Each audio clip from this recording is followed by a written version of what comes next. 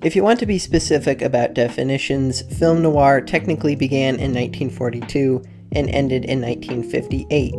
There's a lot of debate about what actually counts as noir, but we all know generally what its trademarks are.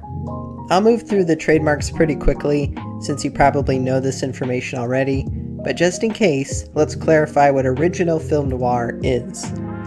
First and foremost, a black and white aesthetic is essential for true original noir, hence the name. Lots of these movies were shot on the cheap, so lighting wasn't fussed over like big studio movies. Directors used these limitations to their advantage by incorporating heavy shadows and expressionistic lighting. Most films before and during World War II had morally righteous protagonists who were unquestionably the good guys. But film noir cast doubt on the protagonists, who ranged from boxers to detectives but were united by hard moral choices and the criminal element. The same went for side characters like the femme fatale, who represented a fear of independent women even before the sexual revolution and the true rise of women's lib. The thing is, film noir wasn't created by directors to make some kind of artistic statement. It evolved naturally and was defined later. So, as do most trends, film noir faded from being the norm. However, genres never truly die, and so the term neo-noir has cropped up. But what does that mean? By looking at Letterboxd and various articles, there's a certain group of films that are pretty much universally regarded as neo-noir. Such examples are Chinatown, LA Confidential, Blade Runner, The American Friend, The Long Goodbye, Drive, Blood Simple, Sin City, The Usual Suspects, Seven. Even the surrealist work of David Lynch, with films like Mulholland Drive, Lost Highway, and Blue Velvet, sneak in on many people's lists for neo-noir. The biggest difference between many of these neo-noir flicks and the original films is color. With the exception of Sin City, most neo-noirs aren't monochromatic. The main element combining old and new is that they're all crime stories. Chinatown is a detective story. LA Confidential is about corrupt cops. Drive is about a getaway driver. And Seven is a grisly procedural. But what makes these films more than just crime movies? What makes these films specifically a continuation of noir? I mean, a lot of these films don't fill out many of the noir characteristics. Drive is a pretty film, but it doesn't use lighting like the cheap B movies of the 40s and 50s, nor does it have a femme fatale. David Lynch's work may have some stylish lighting nods, but his work is largely undefinable and more interested in magical realism and disturbing imagery than using noirish tropes or plots about crime and punishment. This is something that really bugged me about neo-noir. I'd see people list Taxi Driver as neo-noir and get peeved. I'd rant to people saying there's no real moral choice for Travis Bickle, unlike most classic noir protagonists. There's no femme fatale either, and there's no stylish shadow-heavy lighting. It's more a product of the American New Wave than post-war sentiments. I totally agreed with Robert Arnett's quote.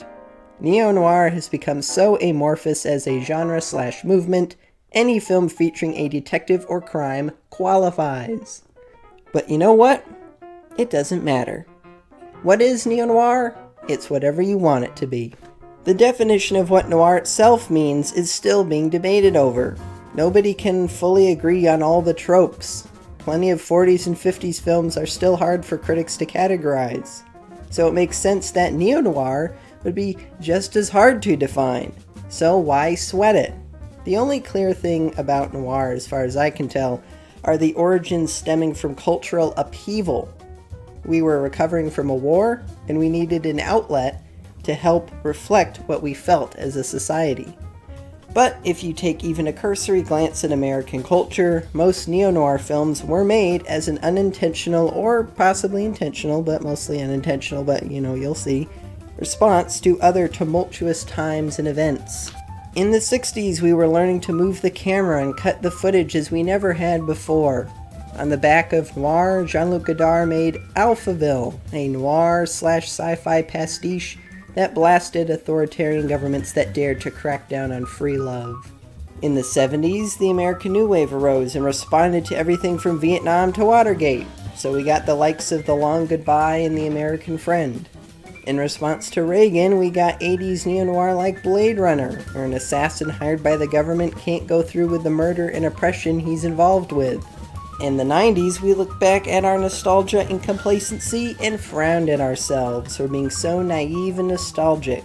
These sentiments were reflected in films like Mulholland Drive and LA Confidential. In the 2000s, we dealt with Bush through the grotesque morality of Seven's Killer.